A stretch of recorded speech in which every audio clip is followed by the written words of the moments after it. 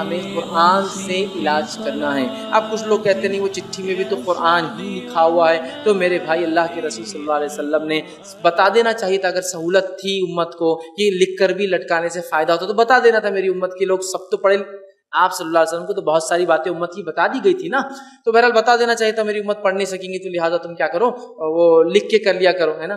اب میں ایک ایگزامپل دیتا ہوں، سمجھ لیجئے آپ بیمار ہیں، آپ دواخانے گئے، دواخانے جانے کے بعد ڈاکٹر نے کہا گولی نمبر 1، گولی نمبر 2، گولی نمبر 3، گولی نمبر 4، ان گولیوں کو 3 وقت صبح شام ایسا ایسا کھا لو۔ آپ دواخانے گئے، دواخانے سے آئے، لوگوں نے پوچھا کیا ہوا، دواخانے گئے تو ہاں بتایا، ڈاکٹر کو فیس دیے، کہاں فیس بھی دے دیا، 200 روپے فیس دیا ڈاکٹر کو۔ پھر کیا ہوا، شفا ہوئی کا، تو ہاں بہت شفا ہو رہی میرے کو۔ کیسا کر رہے تم، تو گولیاں کیسے کھا رہے؟ تو میں نے چٹھی کو ایسا یوں کر کے لٹکا لیا گلے میں، بہت فائدہ ہو جا رہا ہے اس سے، سب پورا میرا مطلب ہو جا رہا۔ تو میں گولیاں نہیں خریدی، گولی وولی نہیں خریدا، میں نے کیا کیا، چٹھی سے لے کے لٹکا لیا۔ تو آپ مجھے بتائیے وہ ڈاکٹر کی چٹھی کو گلے میں لٹکانے سے فائدہ ہوگا؟ وہ چٹھی دی گئی، جا کے میڈیکل میں پرسکرپشن بتائے، دوائیں لے کر آئے، اللہ سے دعا کرے کہ اللہ اس میں شفا رکھ دے، تو نے رکھی ہوئی تو پھر کھائے، ہے نا۔ تو ہمارا مسئلہ وہی ہے، قرآن تو ہے میں مان رہا ہوں نا، لیکن قرآن کو پڑھنا ہے، اس کو سمجھنا ہے۔ اور اللہ رحم کرے کچھ لوگوں نے تو اتنا غلو کیا اس معاملے میں کہ ایک صاحب ایک مرتبہ ایک چیز پہن کے آئے گلے میں، میں نے کہا بھیا کیا پہن لیا تم نے گلے میں؟ نبی اکرم صلی اللہ علیہ وسلم فرمایا من علق تمیمۃ فقد اشرک، جس نے کوئی چیز لٹکا لی اس نے شرک کیا۔ تم کیا پہن کے آئے ہو؟ یا ایک روایت میں کہ جس نے کوئی چیز لٹکا لی وہ کی لے اللہ اس کے حوالے کر دیتا، بتا اس سے مانگا، میرا حوالہ نہیں ہے تیرے اوپر۔ ذریعے پر بات ہو سکتی ہے، تبھی میں بھی تعویذ گنڈوں کا قائل نہیں ہوں، جائز سمجھتا ہوں، مگر میں سمجھتا ہوں اس زمانے میں اس سے اجتناب ضروری ہے، کیونکہ لوگوں کے عقائد خراب ہیں۔ عامل لوگ تعویذ گنڈوں کے نام پہ الو بناتے ہیں اور یہ چیزیں انسان کو وہمی بناتے ہیں، بالآخر شرک تک لے کے جاتی ہیں یہ چیزیں۔ اس لیے الحمدللہ میں اپنے بچوں کے گلے میں کبھی تعویذ نہیں لٹکاتا، لیکن اگر کسی عالم نے جائز تعویذ لٹکایا ہوا ہے اس پہ قرآن کی آیت تو میں اس کو مشرک نہیں کہتا۔ البتہ اللہ کا بڑا فضل ہے، ہمارے باپ دادا میں یہ رواج ہی نہیں تھا تعویذ، ہمارے ابا نے کبھی نہیں رکھا تعویذ۔ بعض لوگ مزاج کے توحیدی ہوتے ہیں اور بعض مزاج کے بدعتی ہوتے ہیں، سمجھ میں آ رہی ہے بات؟ بعض لوگوں کو ان چیزوں سے طبی طور پر گھن آتی ہے۔ وہ سمجھانے کا طریقہ رسول اللہ صلی اللہ علیہ وسلم کا وہ فرمان ہے جس نے تعویذ لٹکایا اس نے شرک کیا۔ اگر تو وہ تعویذ شرک کیا ہے، اگر تو اس میں یا علی مدد، یا رسول اللہ مدد، یا بہاولک مدد، یا جبرائیل میکائیل اسرافیل ہے، تو یہ غیر اللہ کی پکار ہے، یہ غیر اللہ کی پکار ہے۔ الدعاء هو العبادہ، پکارنا ہی عبادت ہے۔ تو اس نے یا علی کو پکار کر یا حسن حسین کو پکار کر غیر اللہ کی عبادت کی، یہ شرک اکبر ہے۔ یا اس میں گنتی ہے 2 4 5 7، یہ جنات کے نام ہیں، ٹھیک ہے۔ اب تو نیا تعویذ بھی آ گیا ہے، تھانوی صاحب کی بہشتی زیور میں ایک تعویذ ہے جس میں فرعون، حامان، قارون کے نام بھی ہیں۔ تو یہ تمام چیزیں غیر اللہ کی طرف اگر ان کو پکارا گیا ہے تو پکار ہے، شرک ہونے کی وجہ سے، غیر اللہ کی پکار شرک ہونے کی وجہ سے یہ غلط ہے۔ یا کوئی کہہ سکتا ہے کہ اگر تعویذ قرآنی ہے، غیر قرآنی نہیں ہے، شرکیہ تعویذ نہیں ہے، قرآنی تعویذ ہے، تب بھی یہ کہا جائے گا کہ قرآنی تعویذ کی تعلیم محمد رسول اللہ صلی اللہ علیہ وسلم نے نہیں دی، یہ سنت نہیں ہے۔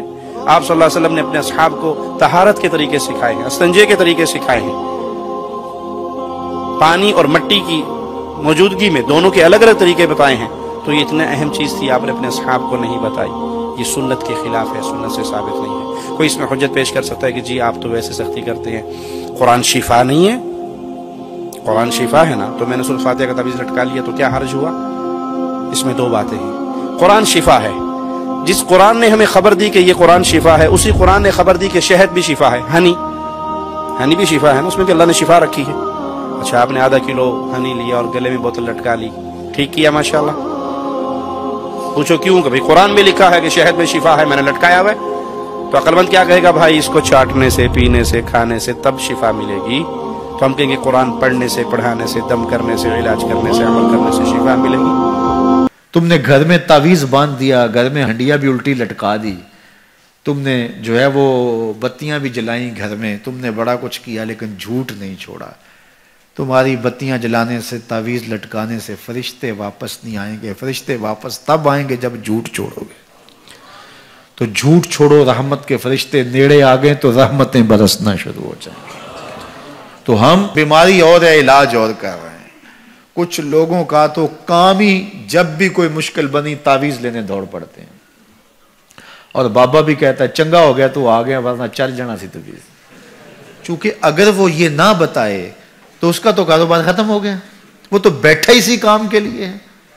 اس نے تو ٹاٹن جو ہے وہ رات فوٹو سٹیٹ کروا کے رکھے ہوئے، 10 اس کو دینے ہیں، 15 اس کو دینے ہیں. وہ تو کام ہی یہ کرتا ہے. اور وہ کہے کہ نہیں بابا تیرے گھر میں جھوٹ ہے، تیرے رزق میں ملاوٹ ہے، تو نماز نہیں پڑھتا، تو سجدہ ریز نہیں ہوتا، تیرے یہ خرابیاں، تو پھر بابے کے پاس کسی نے کیا لینے آنا؟ جب مشکل ہوگی تو مصلے پہ سر جھکائے گا، بابا تو بھوکا مر جائے گا. اس لیے بابا کہتا چنگا ہو گیا تم آیا ویلے سر آ گیا، نہیں تو یہ چل جانے تھے، تبھی طرح کچھ رہنا ہی نہیں تھا. پھر مریض بن جائے. ہر اتوار کو بابے کے در پہ حاضری دینی پڑتی ہے. چھوڑو بابوں کو، اللہ کی چوکھٹ پہ آ جاؤ. تعویذ کے بارے میں کیا حکم ہے؟ اگر کسی نے تعویذ پہنا ہو تو کیا اس کی نمازیں اور روزے قبول ہو سکتے ہیں؟ یہاں 2 سوال ہو گئے. تعویذ کے بارے میں کیا حکم ہے؟ مسلمانوں کو رسول اللہ صلی اللہ علیہ وسلم نے دم سکھایا اور دم پہلے ان سے سنا. حدیث کے الفاظ ہیں اعرضوا علی رقاکم لا بأس بالرقا ما لم يكن فيه شرک. میرے صحابہ تم کون کون سے دم کرتے ہو میرے اوپر پیش کرو. ایسا دم کرنا جائز ہے جس میں شرک نہ ہو. تو انسان کو دم کرنا اس پہ ہی قناعت کرنی چاہیے. اور تعویذ کے بارے میں حکم یہ ہے من علق تمیمۃ فقد اشرک. جس نے تمیمہ لٹکایا اس نے شرک کیا.